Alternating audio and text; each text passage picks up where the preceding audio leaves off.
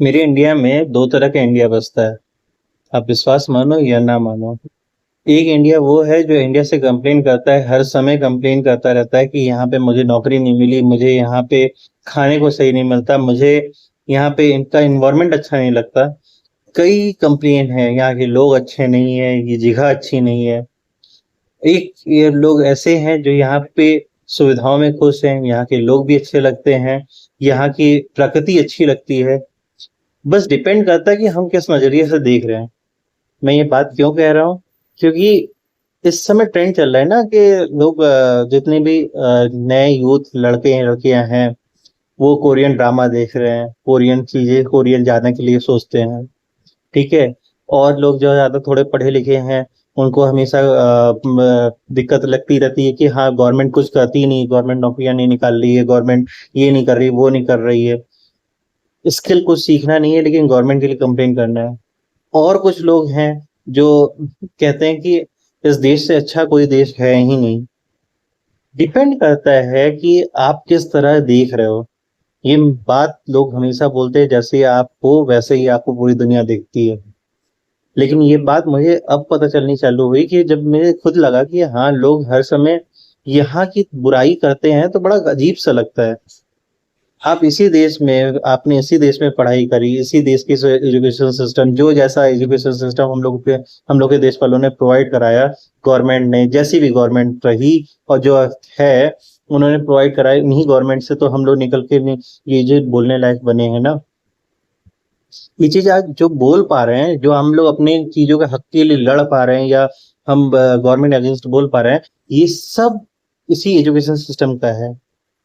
ये सब इसी के रिसोर्सेस, आप यूएससी का यहीं के कपड़ा पहन के, यहीं के लोगों को गालियां दे के, यहीं के सड़कों पे चल के, लेकिन आप कैसे कह सकते हो यहीं के आपके माँ बाप हैं, इसी देश के, इसी जगह के, और आपको गालियां लगती है। जिनको अच्छाई दिख रही है उनके लिए बहुत अच्छी बात है, वो अच्छे हैं इसलिए दिख रहा है। और जो बुरे हैं उनको बुरा दिखना स्वाभाविक है।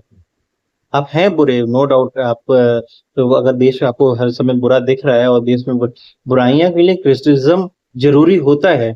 जब आप जो काफी ज्यादा अच्छी चीजें हो रही हैं, और अच्छी चीजें के साथ विपक्ष भी बहुत जरूरी होता है, क्रिटिसिज्म बहुत।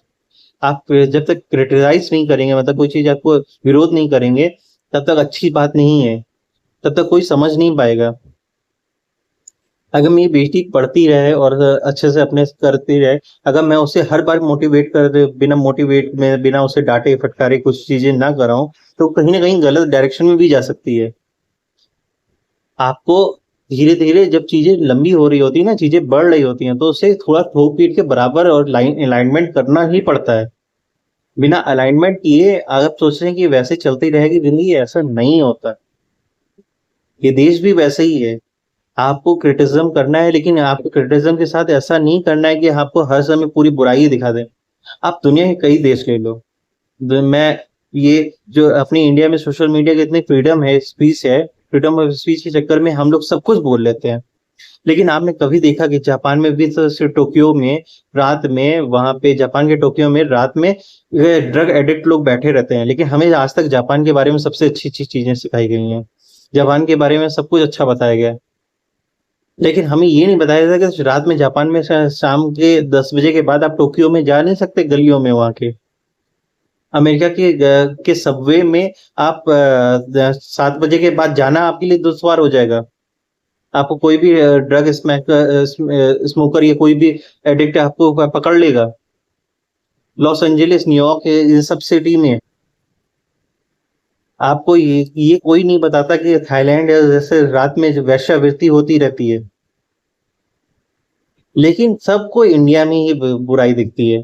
इंडिया में ही चीजें भी बुरी हैं। हाँ, इंडिया में बुरी हैं, सब जगह सब देशों में बुरी होती हैं।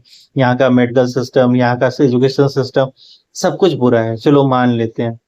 सब कुछ बुरा है, लेकिन इसी बुरे सिस्टम की देन है कि आप आराम से यहाँ पे बोल सकते हैं, और आराम से यहाँ पे कुछ चीज कह सकते हैं। कहने के लिए आपको फ्रीडम ऑफ स्पीच मिल रखी है, तो इसका इतना फायदा मत उठाइए कि आपको अपने देश से नफरत होने लगे। देश से नफरत होना एक, ये एक स्टेप है कि आपकी आने वाली जनरेशन, आपसे जो आएगी जनरेशन, वो गद्दार ही पैदा हो। क्योंकि जहर आपके अंदर भरा हुआ है और वो जहर मल्टीप्लिकेशन होने के साथ आपके जो औलादों में जाएगा। हम अपने बच्चों को 26 जनवरी पे घुमाने ले चले जाते हैं, लेकिन 26 जनवरी पे स्कूल भेजना पसंद नहीं करते। जबकि हमारे गार्जियंस ने हम लोगों को 26 जनवरी 15 अगस्त पे स्कूल जाने, स्कूल में आजकल स्कूल में मिठाइयां तक मिलना बंद हो चुकी हैं, लेकिन हम लोग के टाइम पे स्कूल में मिठाई मिलती थी। आजकल स्कूल व्यापार के लिए हो चुका है, और पहले हम लोग के समय में चीजें राष्ट्रवाद सिखाते थे, और वही राष्ट्रवाद का नतीजा है कि आज राष्ट्र के लिए आप गालियां दे रहे हो, राष्ट्र के लिए आप कुछ बोल पा रहे हो। नहीं तो आज का राष्ट्रवाद ये सिखा है हमें, मुझे लगता है कि पहले से आज कमजोर है राष्ट्रवाद। बीजेपी जैसी गवर्नमेंट होने के बावजूद राष्ट्रवाद आज कमजोर है। ये सभी के लिए है, क्योंकि यहाँ पे जाति, धर्म और भाषा के नाम पे यहाँ पे विभाजन होना चालू हो गया है। यहाँ पे लोग राष्ट्र के लिए छोड़ के लिए अपने लिए सोचने लगे हैं, जबकि पहले कांग्रेस इतनी करप्ट थी, इतनी ज्यादा उसमें कॉन्फ्लिक्ट थे, इतना ज्यादा स्कैम था, लेकिन तब भी लोग राष्ट्र के लिए लोग राष्ट्र के लिए सोचते थे, पर पार्टी राष्ट्र के लिए नहीं सोचती थी। लेकिन लोग तो राष्ट्र के लिए सोचते थे।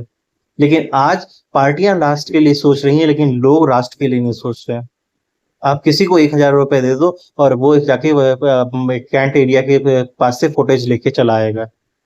किसी को 1,000 रुपए तो बहुत बड़ी बात कर दी, 500 रुपए दे दो, 500 रुपए दे दो, वो आर्मी में गालियां दे के चले जाएगा, आर्मी को गालियां देना चालू कर देगा।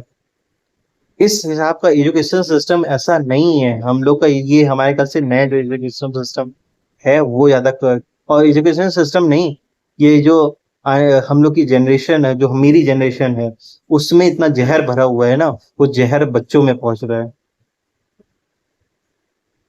नशे के लिए पैसे हैं, मोबाइल में फोन देखने के लिए पैसे हैं। रफ है लेकिन बात सच, थोड़ी टफ है लेकिन बात सच है। फोन देखने के लिए पैसे हैं, सब कुछ के लिए पैसे हैं, अय्याशी शराब पीने के लिए पैसे हैं, लेकिन अगर सही से अच्छे संस्कार देने के लिए हमारे पास टाइम और पैसे नहीं है। इसलिए कह रहा हूँ कि देश को प्यार करने वाले लोग चाहिए, लेकिन देश को क्रिटिज्म भी जो वाले चाहिए, लेकिन हम लोगों को अपने बच्चों में राष्ट्रवाद जो खोलना पड़ेगा। आप अभी जॉब कर रहे हो, आपको जॉब नहीं मिल रही, तो इसका मतलब ये थोड़ी कि राष्ट्र से आप नफरत करने लगो। बहुत पहले लोग भी जॉब नहीं मिलते थे तो क्या राष्ट्र से नफरत करने लगते थे? ऐसा नहीं होता था।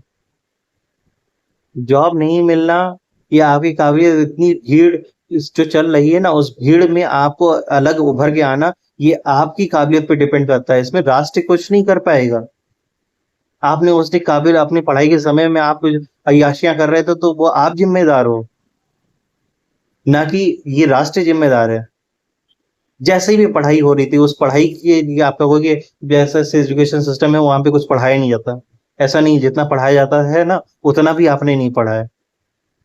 ये बात सच है, क्योंकि इसी एजुकेशन सिस्टम से दूसरे वाले ने नौकरी पाई है। तो आप फेल हो, ना कि राष्ट्र फेल है।